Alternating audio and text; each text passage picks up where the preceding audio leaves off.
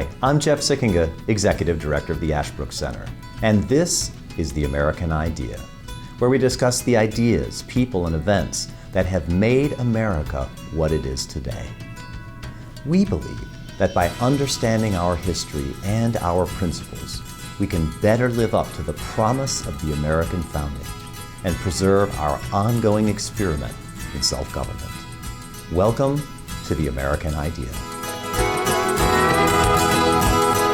I want to welcome everyone to this episode of The American Idea. Today we're going to be talking about a topic that is in the news a lot these days and has been at least since the COVID pandemic hit. And kids started doing school from home, or at least more of them, and parents got a chance to see their kids' school day in action. We're talking about the topic of parental rights in education. The history of it in the United States, contemporary controversies about it, and the possible future direction of the subject. And for the conversation, I'm joined today by Professor Joe Griffith. Joe is professor here at Ashland University, teaching in the Department of History and Political Science, received his bachelor's degree here at Ashbrook as an Ashbrook Scholar, and then went on to get his PhD from Baylor University in Waco, Texas, at their very fine program there. He went from Baylor to the King's College, right in New York City, in downtown New York City, as they say, and was there for several years and now has come to join us here. He did his doctoral work on this very topic of parental rights. And so we have with us a real expert, someone who's got a deep understanding of the principles and history that are at play in this contemporary and controversial topic. Joe, thanks for taking the time to join us today on The American Idea. Thank you so much for having me. Let me get started with this. We hear a lot about the issue today. As I said, I think since the pandemic, we've heard a lot more about parental rights in general and in particular in education. But take us back a little bit to the origin of parental rights in education. Where does the idea really take off? Where does it start? Where does it start getting hold? Sure. Yes. The Supreme Court first hears a case on a parent's right to direct her children's education in 1923 in the Supreme Court case of Meyer v. Nebraska. But to understand the origins of parental rights, we need to go much further back than that. The case itself says that this right has been long held at common law to be essential to the orderly pursuit of happiness by free men. And so what the court says in 1923 is we are looking back through history, through our Anglo-American constitutional tradition, and recognizing that this right has been fundamental for centuries. So to begin, the proper place to begin, I think, is with William Blackstone's commentaries on the laws of England in 1765. He says in that commentary, which is like almost a second Bible for the American colonists as they're constructing the Constitution, he says that the right of parents to direct their children's education starts not with the preferences of autonomous individuals, adults, who are seeking to dominate people who are weaker than them, their own children, but instead it starts with the intimate, delicate, tender relations between parents and children as interconnected beings. So what this means in practice is that parents have three responsibilities to their children, according to Blackstone. First, parents ought to maintain their kids, provide food, lodging, etc. Second, parents ought to protect their kids from harm, from enemies, etc. And third, and most important of all, says Blackstone, is the right of parents to direct their children's education suitable to their station, as he, writing in aristocratic Great Britain, says. American common law commentators, they modify that phrase a little bit. Parents have the natural or moral responsibility to provide their children with an education suitable to their station and calling. So why parents? Why do parents have this natural responsibility? Well, for Blackstone and for the American common law commentators following him, it's simple. Parents typically know and love their own kids. Parents are uniquely positioned, and maybe it's by the natural law, maybe it's by divine providence, but parents are uniquely positioned to both have knowledgeable and affectionate care of their own kids. I think a good anecdote about this is there's a debate between a parental rights advocate and someone who wanted the states to be more involved in children's education. And the question arose, well, who should have priority, parents or the state? And the parental rights advocate said, well, parents, because parents are more likely to know and love their own kids. And then his interlocutor interjected and said, no, I love, this is why I got into this business. I'm an expert on educational practices, on child development. I too love your kids. And he responds and says, oh, really? Then what are their names? And so the beginning of parental rights starts with the intimate relations of parents and children. And it starts with the responsibility of parents to provide their children with an education. And so from that duty springs the rights of parents. This right belongs to parents because we can generally presume that when we protect that bond between parents and kids, that'll actually benefit children because typically parents know and love their own children. Now, this, of course, doesn't mean that, and it never meant in the Anglo-American constitutional tradition, it doesn't mean, and it never meant that parents have the right to harm or abuse or neglect their children, right? Because the right of parents flows from their duty. All right. So the right of parents to direct their children's education starts in 1765. 1765. Okay. And that's articulated, as you say there, by William Blackstone, the very famous commentator. If I would say somewhat neglected today, maybe much neglected today. It's interesting you point us back to Blackstone. Then you said that, but the Supreme Court takes up this idea of parents' legal rights in education, perhaps for the first time. In this case, you mentioned Myers versus Nebraska in 1923. What's the case in front of the Supreme Court? What's the issue happening there? In 1852, under the leadership of Horace Mann, Massachusetts passes the first compulsory education law, and every state in the Union follows suit by the early 20th century. Well, the case in Meyer v. Nebraska is about a law passed by the Nebraska legislature, which prohibits foreign language instruction in German until students reach the 8th grade. So well, wait a minute, Joe, that's a strange law. Why do they pass a law saying no teaching in German? The idea was that in order to assimilate into white, Anglo-Saxon, Protestant American culture, children needed to learn English. America, it's not seen as a melting pot, and these laws are specifically targeted against German Lutherans who have immigrated to the United States. This law is in Nebraska. There are other laws very similar to this, singling out the German language in Ohio and in Iowa.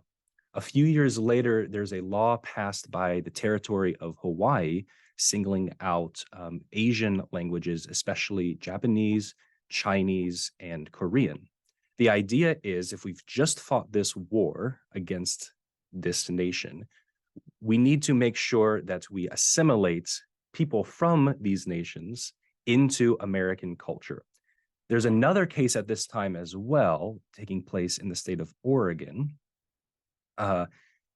By a ballot initiative, the people of Oregon pass a law effectively outlawing private schools. The ballot initiative was sponsored by a group called the Scottish Rites, which is effectively a front for the Ku Klux Klan.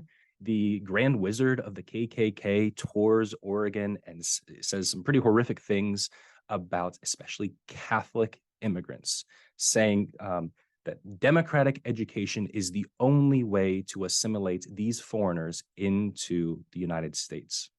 That's the context of that Supreme Court case, Meyer v. Nebraska in 1923. It eventually gets to the Supreme Court, and the court says prohibiting German language before the 8th grade is outside of the competency of the state.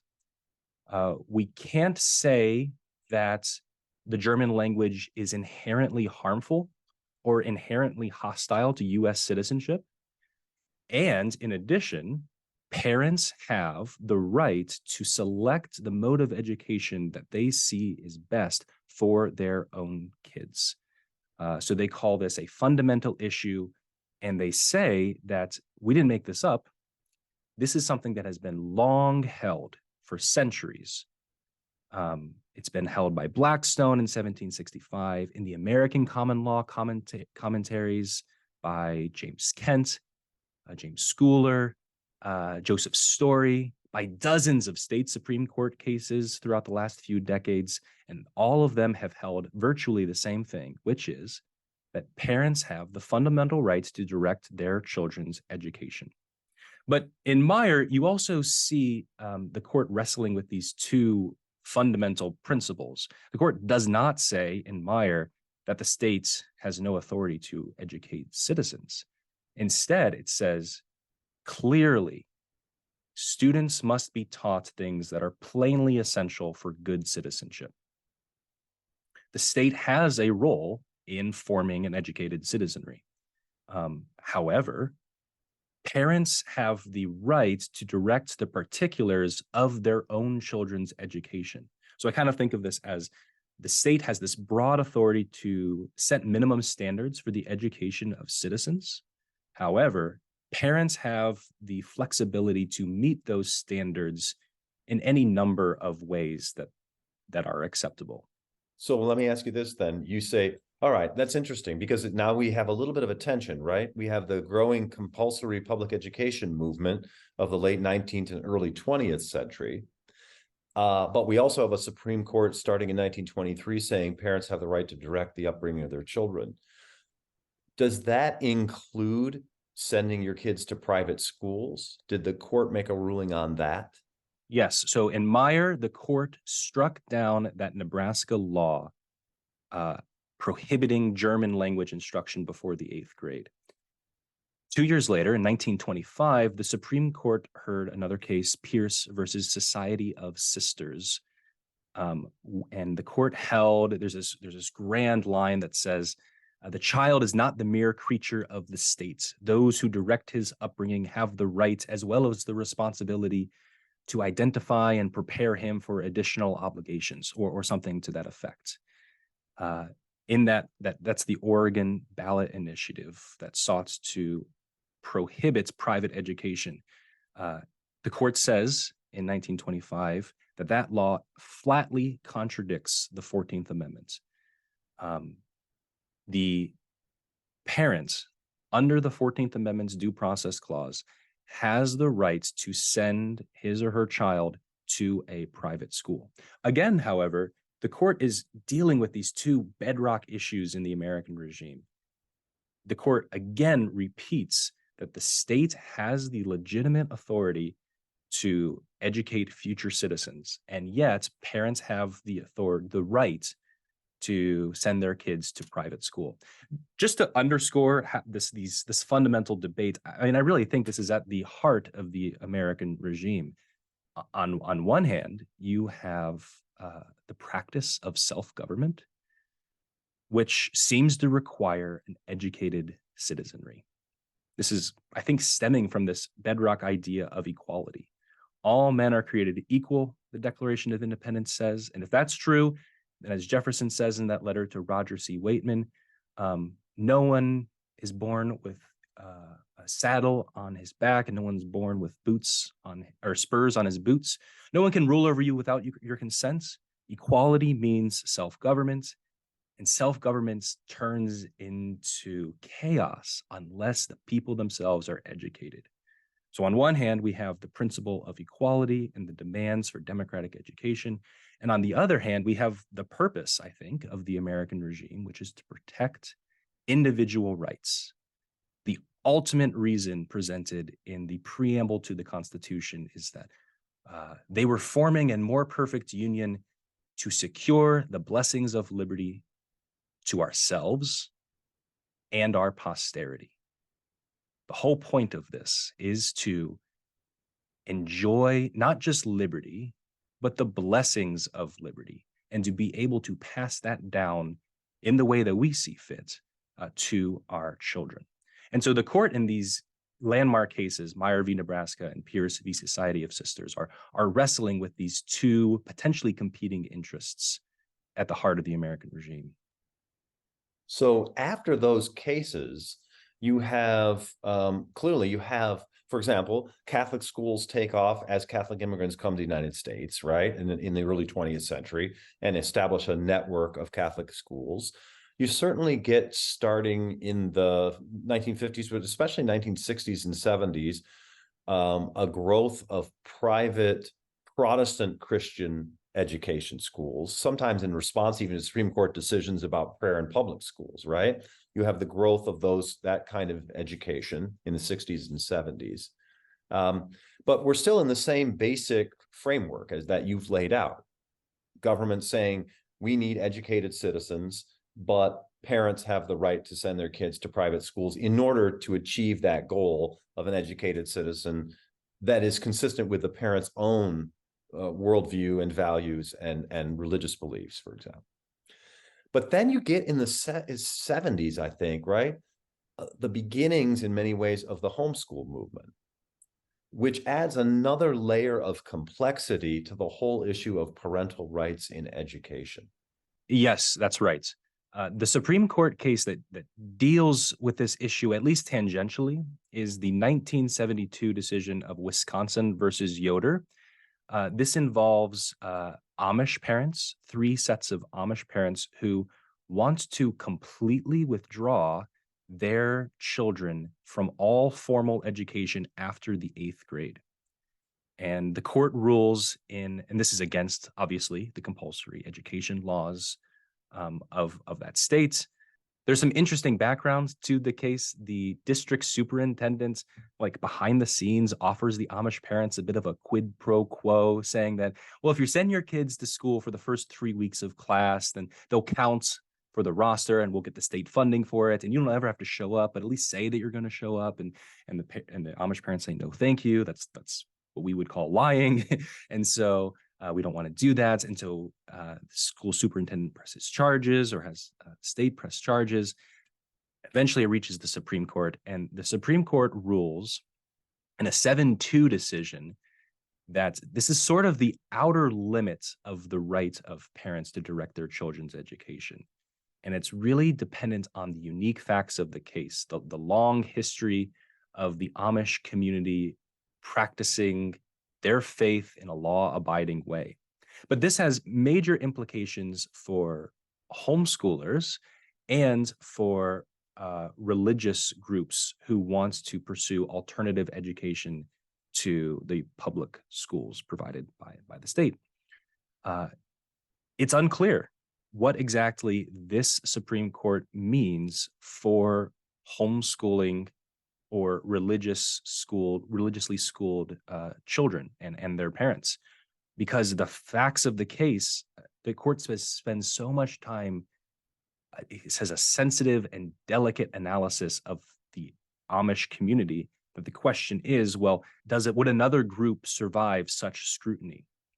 And this is the last time that the Supreme Court has explicitly addressed the issue of parental educational rights, especially as it relates to school, public school, private school, or a homeschool. So that's very interesting to me then, because The homeschool movement certainly has grown dramatically. I mean, even since COVID, but before that, the 70s, 80s, and really starts picking up probably in the 2000s. It's interesting to me, are there legal challenges that they face in trying to grow the homeschool movement? Are there states that say, for example, I'm sorry, no homeschooling here, it's not legally allowed? Talk a little bit more about the growth of the homeschool movement. If it's the Supreme Court has never had a case where they said, yes, you have the right to homeschool your kid. How did the homeschool movement grow? Yes, that's a great question. And strictly speaking, yes, that's true. The Supreme Court has not ever found a fundamental right of parents to homeschool their children. Homeschooling kicks off in the 1960s and especially the 1970s. At first, actually, it's sort of a left-wing hippie movement. 1980s and 1990s, it's actually illegal in many states to educate your children at home. And there are court cases in Michigan, in North Carolina, challenging these laws. And sometimes state Supreme Courts rule against the parents bringing the suit. Now, sometimes the law is explicit and it explicitly forbids homeschooling. And at other times, the law requires permission from the state to withdraw your children from school, and parents sue on those grounds because those exemptions are not granted very frequently. But it's really not until the 90s or so that homeschooling becomes more accepted and more legal. And again, this is a patchwork of laws. It's not one size fits all.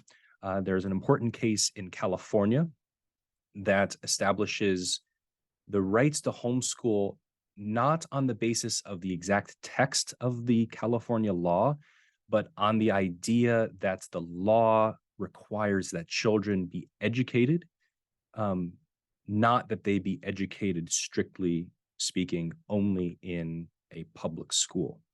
So we have this sort of ambiguous status of parental educational rights in America today when you only look at the Supreme Court's decisions on the topic. If you'll recall from that first decision, Meyer versus Nebraska in 1923, the court said that it was drawing from decades, maybe even centuries, of an Anglo-American common law tradition. And when you look at those state Supreme Court cases in the 1860s, 70s, 80s, and 90s, and all the way up to the 1920s with that Meyer v. Nebraska decision, you see a number of examples where state courts upheld the right of parents to direct their children's education on the same kind of grounds that I have been discussing, which is parents have the fundamental right to direct the particulars of their own education. And so while you can't simply withdraw your children from all schools, from all schooling, and do nothing but there's a case involving like once a week, hour-long piano lessons. And the court says that does not count as an education.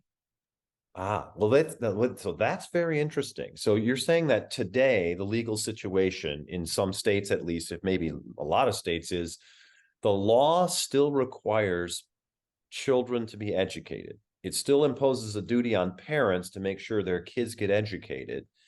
It leaves the parents free to decide what that education is, in the sense of, do they get homeschooled? Do they go to a private school? Do they go to public school? But it still imposes those requirements.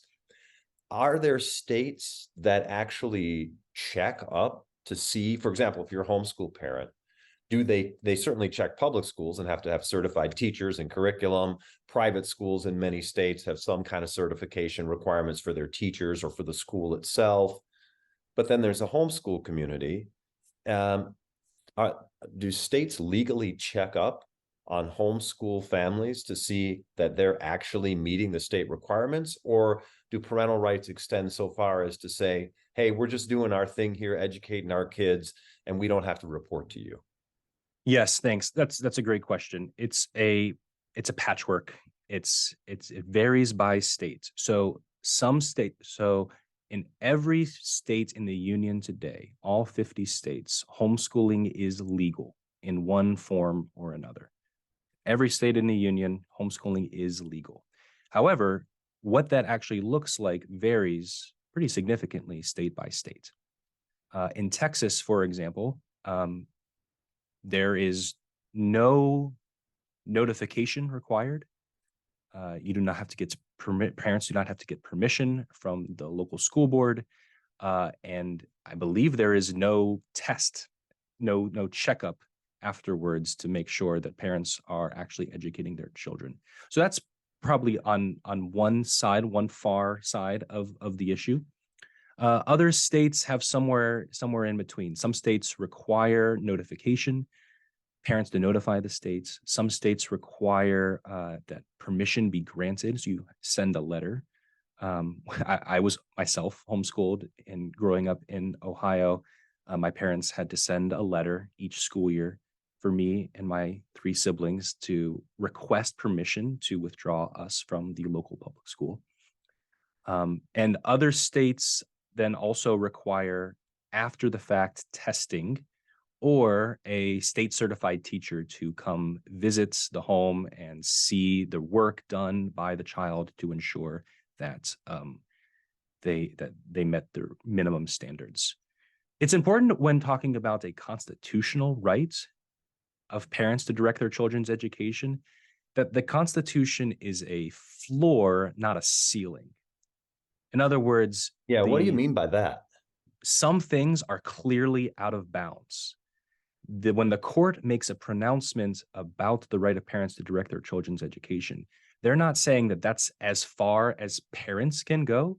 They are instead saying that's as far as the state should be able to go. So what the court protects is not necessarily the sum total of parental rights. It just means that that's the minimum protections. At a minimum, this is what the right of parents to direct their children's education means. And so, yeah, go ahead. Well, if that's true, then, and there is this interesting patchwork, one thing certainly seems true, as you said, if all 50 states now recognize the authority of parents to educate their kids at home, or send them to a private school, send them to a public school. Certainly in the last few years, including in Ohio, just most recently, there have been a number of policy changes, things like vouchers or even universal statewide vouchers that the state government sends money to parents and then they choose how to spend it. Do they spend it at homeschool? Do they spend it sending their kids to a private school, or do they go to their local public school?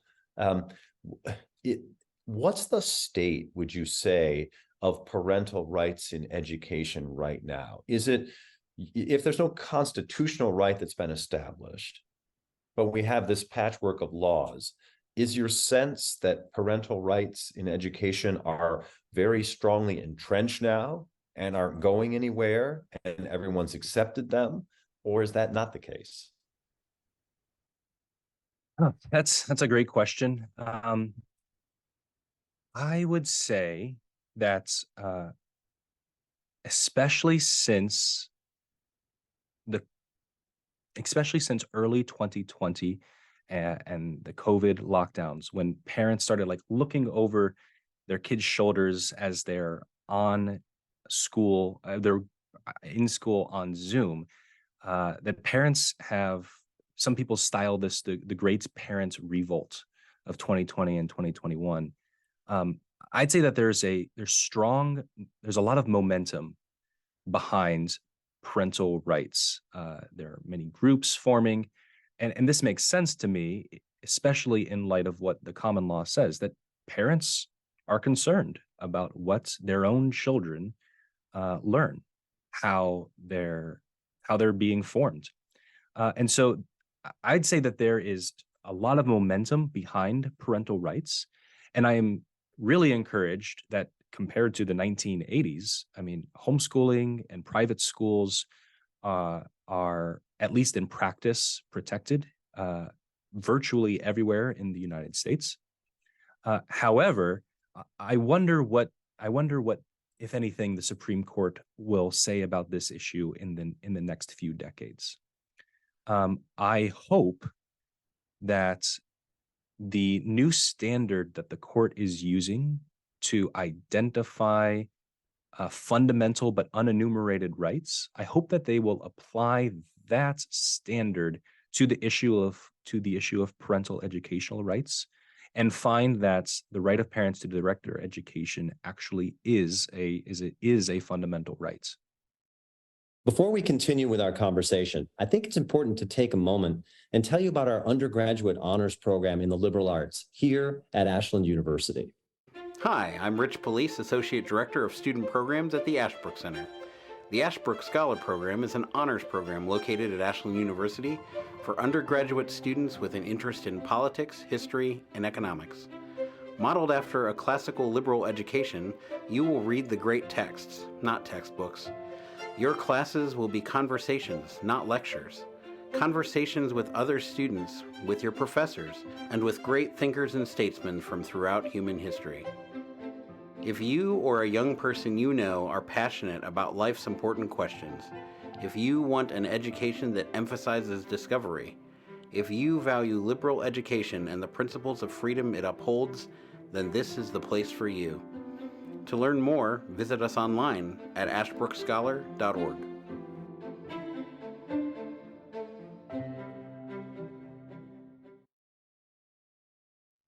And therefore they would be, if that were true, then they would subject any state regulations or laws that affect that right to strict scrutiny, right? They would have to say, is there a compelling government interest to interfere with this right? And is this the least restrictive means, the least restriction on that right? We're not there yet, as you say, legally. In practice, we seem to be close to that in lots of places. Like you mentioned, Texas, for example, right? That seems pretty far along the lines there. What do you see as the future of parental rights in education? Do you see this patchwork continuing? Do you see a trend toward more and more legal recognition of this? Or do you see perhaps some pushback against the movement toward greater parental rights in education?